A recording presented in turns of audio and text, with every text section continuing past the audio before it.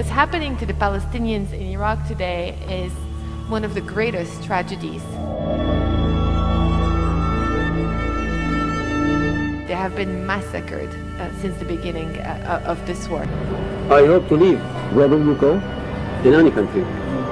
To live in any country, to live in safe. Many of them have tried to flee to Jordan or Syria and were not able to. The general public has not yet heard of this refugee camp. For 3 months, Palestinians expelled from Iraq have been living here. In a complete desert by the highway, 372 Palestinians have been living for the past year in horrendous conditions.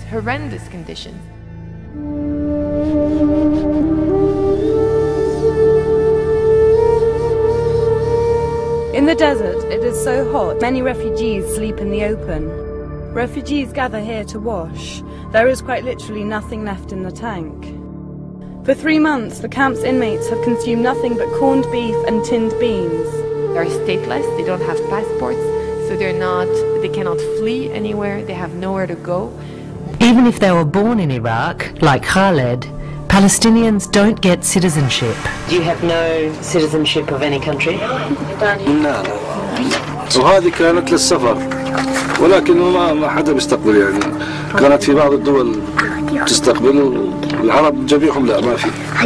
بعدين كانوا سجن عايشين به واحنا مش عاملين اشي بس انه نعاقب على شيء ما ارتكبنا ولا جريمه. كل ذنبنا انه فلسطيني. انه فلسطيني. I don't know where to start on our suffering. We're tired. We just want out. I'm one of the people here who has thought about committing suicide. Abu Maher has no desire to return to Iraq, having escaped after being brutally tortured. أحسن نزلوا علي بالشتم والحكي غلط أنت ما لك كلام. هذا أرض الإسلام. هذا كله ما فاتهم بقوا يدخنون جزائر ويطفوها بظهري. بالجزائر عقاب السجائر يطفونها بظهري. وأظل أعيط. هذا كله هم ما فاتهم بالإضافة لهذا قاموا يشوني بالكهرباء.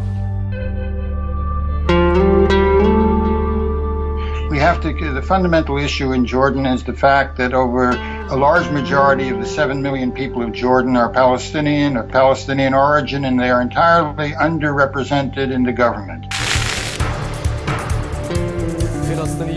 Palestinians with Jordanian passports went to sleep last night and woke up without them. Overnight, 20 members of the Abu Samra family woke up with the nightmare of mass deportation. They are left with no identification cards, no nationality, and without a Jordanian social security number. Since 1979, I've kept my family's record. I'm a settled Jordanian. I bought land I built on. I own a home, and there's no person who can take my Jordanian nationality away from me. However, overnight, with the stroke of a pen, a new employee took it away from me for no reason. So now we're neither Palestinians nor Jordanians. The 1 square kilometer camp is home to over 30,000 Palestinian refugees who live well below the national poverty line. Here there is no underground sewage system. Instead, sewage is released into canals across the camp. Abu Abdullah is a displaced Palestinian. His home is a small makeshift shelter. He survives on cash handouts worth $33 a month. Those in camp are only eligible for temporary 2-year passports, which do not guarantee basic civil rights. The refugees in Jordan only want the same thing, and that is to live in dignity and without fear. The refugee camp of Ain al-Hilwa, resting uneasily on Lebanese soil and watched by its troops. Here you see some of the Arab world's dirty linen. For all the talk about the Palestinian refugees, this place is the epitome of squalor. Refugees are not allowed to build or even repair their houses. As Palestinians, they don't have the right to work.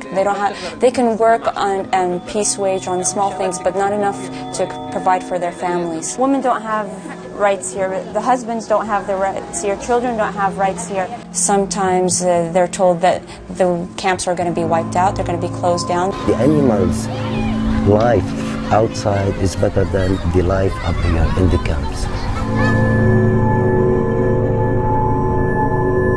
about the safety of Palestinians in a refugee camp in the El Ramel district of Latakia. After tanks opened fire on a Palestinian refugee camp in the north of the country. These are Palestine refugees under our care. This has to stop.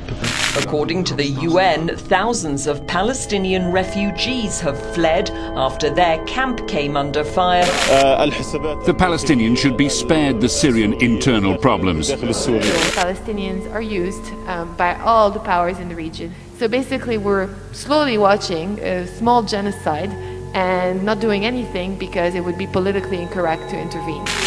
Our community here is living in devastation and poverty. And the thing is, they tell us that it's just because they want us to have the right to return. The idea that I should have civil and social rights has nothing to do with the right of return. We're not living amongst foreigners, we're living amongst other Arabs, and we're still not treated well. We're still isolated and treated badly, and after all the years that we've been here, we still don't have any rights whatsoever. I hope all the nations, all the countries of the world would look for our problem and try to help us to solve that.